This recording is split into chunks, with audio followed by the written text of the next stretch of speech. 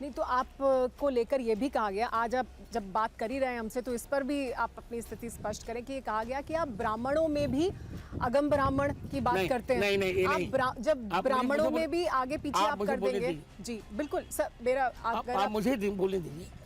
मेरा सवाल भी अगर आप सुन लिया, मैंने समझ लिया। समझ लिया, अच्छा जी।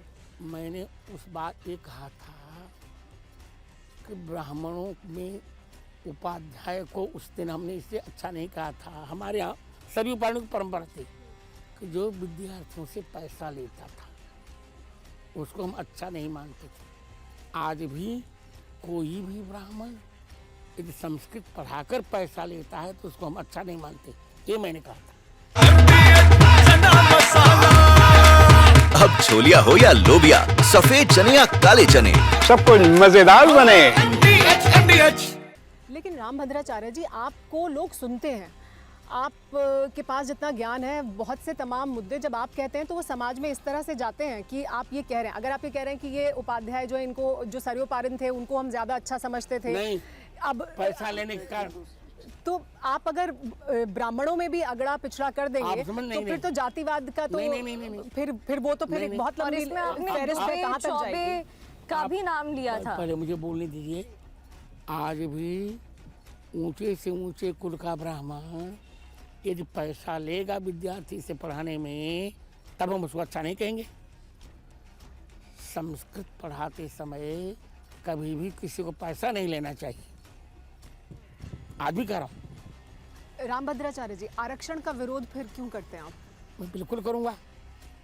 आरक्षण आर्थिक आधार पर होना चाहिए। स्वयं जातिवाद करने को हम फैला दिया। यदि आरक्षण जाति के आधार पर न हो, अभी भी मैं हर जन के यहाँ रोटी खाने को तैयार, मैं वचन दे रहा हूँ। पर आपके नेताओं में शक्ति हो तब ना। बड़े बड़े आप भी पढ़ी लिखी तो हैं, बड़े बड़े IAS लड़के, ब्राह्मणों का लड़का 100% पाकर भी जूता से रहा है और किसी दूसरे का लड़का 4% पाकर कलेक्टर हो रहा है। तो प्रतिभा का जहाँ अपमान होगा वो देश कैसे तरक्की करेगा, बताइए।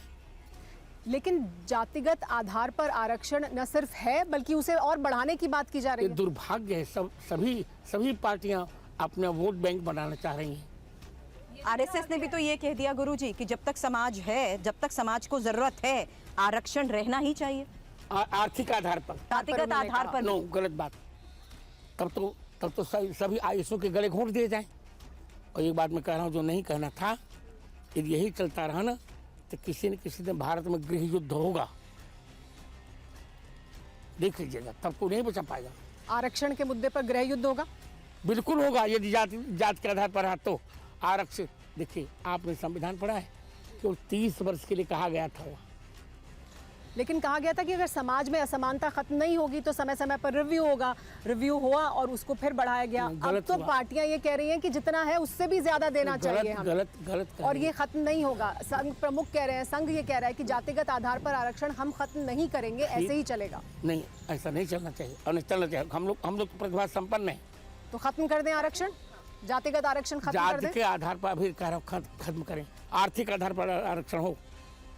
आप मनुस्मृति की बात करें, महिला की बात करें, तो क्या ये भी कहा गया कि महिला पहले पिता के अधीन, फिर भाई के, फिर पति के अधीन नहीं, उनके संरक्षण में रहेगी? आप मेरी बात स्वयं आजाद नहीं। यार सुनिए मेरी बात, जी बेटी मेरी बात सुनो। जी वही तो कह रहा हूँ कि संस्कृत न जानने से सब गड़बड़ होता है।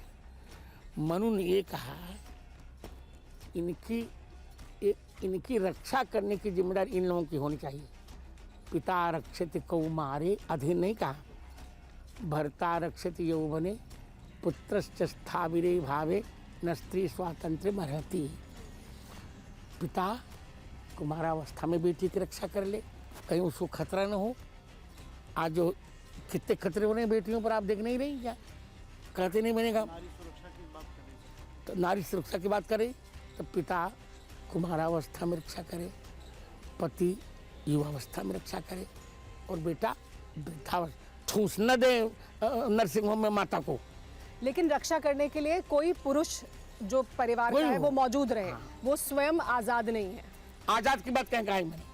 क्या इससे ये तात्पर्य नहीं, निकलता नहीं, है नहीं, नहीं, कि नहीं, नहीं। पहले पिता की रक्षा करेगा, फिर पति रक्षा करेगा, फिर बेटा रक्षा अरे करेगा? यार सुनते मतलब बेटी, जी। क्या राष्ट्रपति की सुरक्षा नहीं होती? क्या प्रधानमंत्री की सुरक्षा नहीं होती? रक्षा तो दायित्व है, मेरी भी सुरक्षा है। लड़की को सिर्फ और सिर्फ अपने वर्ण में ही शादी करनी चाहिए गुरुजी? उत्तर दे रहा हूं। आज तक का इतिहास हमने देखा है, अपने वर्ण में जो विवाह करती है सुखी रहती है, वर्णेतर में या धर्मेतर में विवाह करके सुखी नहीं रह पाती। भोगना तो पड़ता है, और भोगना पड़ेगा। इसे मैं तो यही कहूँगा कि अपने वर्ण में करो, उच्छृंखल नहीं बनना चाहिए। अगर वो अपनी मर्जी से खुश हैं और उन्हें लगता है कि वो दूसरे वर्ण में शादी कर रहे हैं, क्योंकि आजकल तो कई सामाजिक मामले ऐसे सामने आते हैं जहाँ एक ही वर्ण में महिलाओं को प्रताड़ित किया जाता है। आप मेरी तो अपवाद है, आप मेरी बात सुनिए ना। अभी लव जिहाद के प्रकरण में आप लोगों ने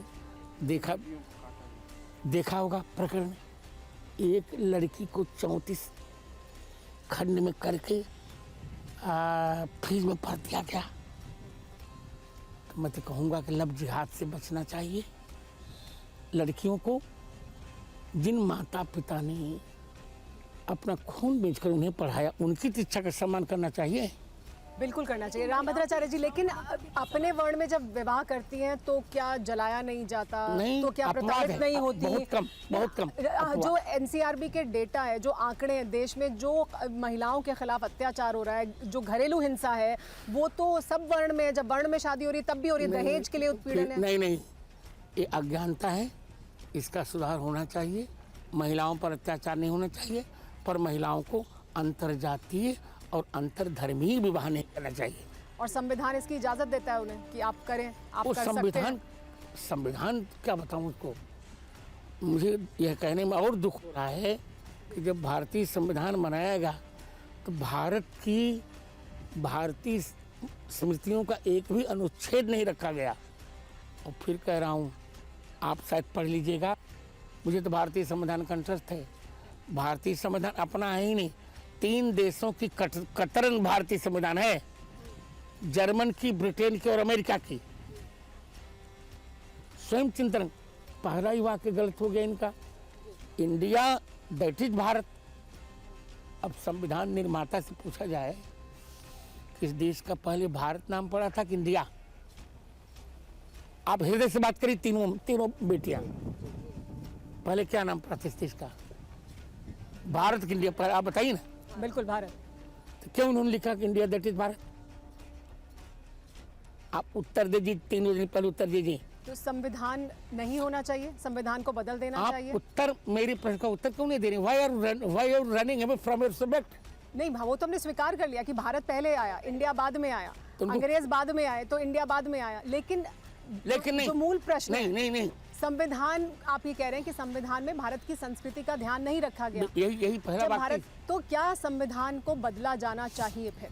सुनिए और क्या बदलाव होना? अरे सुनिए बेटी, संविधान में 130 संशोधन तो हो चुके, तो संशोधन में बदलाव भी हुआ ना जी, ये भी वाक्य बदल देना चाहिए।